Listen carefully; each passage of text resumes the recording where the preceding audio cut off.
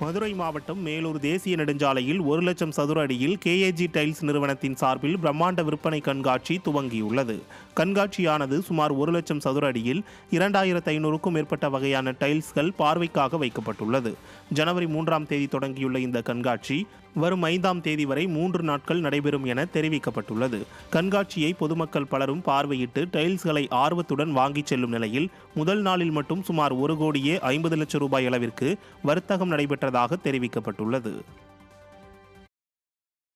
2,500க்கும் மேற்பட்ட கலெக்ஷன்கள் பிளஸ் இன்னைக்குரிய லேட்டஸ்ட் டைலோட Athangudi latest plus gold collection, இந்த மாதிரி மார்க்கெட்லேயே இல்லாத புது கலெக்ஷனை நிறுவுறது தான் இந்த எக்ஸ்போவோட மெயின் பங்காக நாங்கள் ஸ்டார்ட் பண்ணியிருக்கோம்.